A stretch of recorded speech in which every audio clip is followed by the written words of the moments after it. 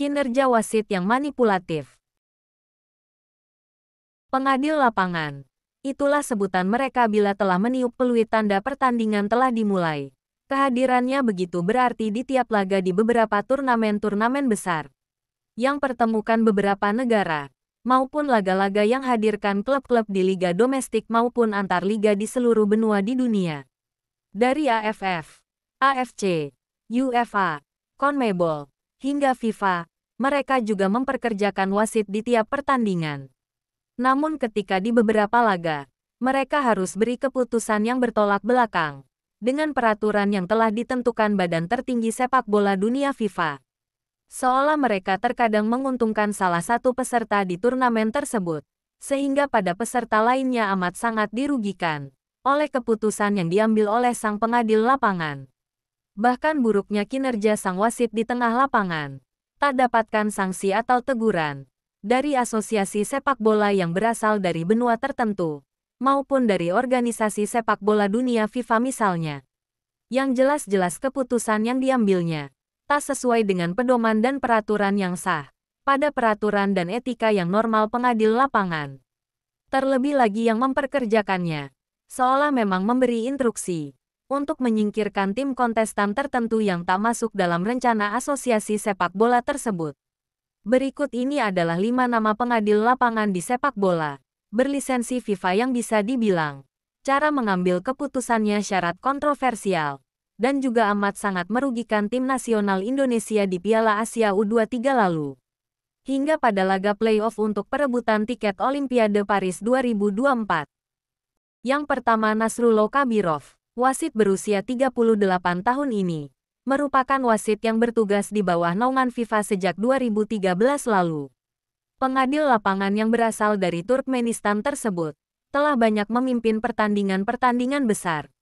Namun seringkali keputusan yang diambilnya selalu membuat tim yang dalam kurung berbuat kesalahan dapatkan hukuman secara berlebihan. Sebagai contoh ketika memimpin laga di Piala Asia U23 kemarin, pada laga antara Qatar versus Indonesia. Cara mengambil keputusan wasit asal Turkmenistan ini sangat-sangat berat sebelah, seolah lebih mementingkan sang tuan rumah untuk mencetak gol. Alhasil, Qatar pun berhasil mencuri 3 poin dari skuad Garuda Muda melalui titik putih dan juga gol tercipta dari free kick. Kinerja wasit 38 tahun ini pun, yang seolah dalam tekanan, akhirnya lebih mendengarkan sang wasit VAR daripada memutuskan sesuatu dari analisanya sendiri. Yang kedua Shen Yinhao, wasit asal Tiongkok yang bertugas di Piala Asia U23, memimpin laga di babak semifinal yang mempertemukan timnas Uzbekistan U23 versus timnas Indonesia U23. Ada yang bilang Shen Yinhao merupakan wasit elit dari AFC. Namun kembali lagi, keputusan yang diambil benar-benar bikin seluruh supporter timnas di tanah air geram. Gimana tidak, cara wasit kelahiran 1986 ini untuk mengambil keputusan di lapangan sangat memanjakan timnas Uzbekistan. Mulai dari menganulir gol yang dicetak Ferrari, yang menganggap Ramadan Sananta terlebih dulu berada di posisi offside, hingga membiarkan pemain Uzbekistan yang berada di posisi offside untuk terus berlari mencetak gol ke gawang Hernando Ari. Hingga mengkartu merah sang kapten timnas Indonesia, yakni Rizky Ridho agar keluar lapangan, setelah tanpa sengaja melanggar pemain Uzbek. Amat sangat disayangkan, seolah AFC tak membiarkan skuad Garuda untuk bisa mengimbangi permainan tim berjuluk Serigala Putih tersebut.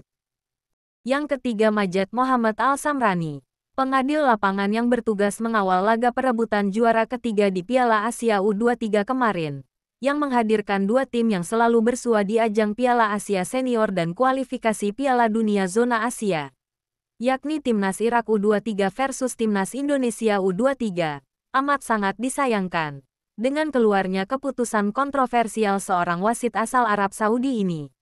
Padahal fans skuad Garuda di tanah air berharap besar agar Timnas U23 mampu merebut tempat ketiga di ajang ini, guna untuk dapat melaju secepatnya ke ajang Olimpiade. Namun impian itu kembali sirna, dikarenakan sang pengadil lapangan membiarkan gol balasan Irak terjadi usai skuad Garuda sebelumnya telah memimpin laga dengan 1 gol yang dicetak Ivar Jenner. Gol balasan tersebut dibiarkan terjadi. Padahal terjadi kemelut yang mengakibatkan sang kiper Hernando Ari bertabrakan dengan pemain Irak di sekitar kotak penalti Indonesia. Secara fair play, laga tersebut harusnya dihentikan, namun tetap dibiarkan berjalan oleh sang pengadil lapangan. Alhasil tim besutan Sintayong gagal tempati juara 3 Piala Asia U23 dengan kekalahan 2-1 untuk Irak. Berikutnya adalah wasit asal Prancis Francois Letexier. Semua pengamat sepak bola hingga fans timnas pun dibikin geregetan. Kinerja wasit asal Prancis ini patut dipertanyakan. Memimpin laga pada perebutan tiket Olimpiade via playoff, yang pertemukan Guinea U23 versus timnas Indonesia U23. Laga ini digelar di Prancis yang harusnya tanpa penonton, dan tak diperbolehkan untuk dipublikasikan, dengan alasan masalah keamanan. Namun akhirnya laga ini pun bisa disiarkan di stasiun TV secara live. Kontroversi berikutnya ketika sang pengadil lapangan berikan 2 penalti bagi Guinea. Padahal kedua pelanggaran benar-benar disalahartikan. Ketika Dewangga yang menekel pemain Guinea, padahal tackle tersebut mengenai bola terlebih dahulu. Untungnya penalti tersebut tak mampu dimaksimalkan pemain Guinea. Penalti yang kedua terjadi karena Witan Sulaiman dianggap melanggar pemain Guinea. Padahal itu pun terjadi di luar kotak penalti.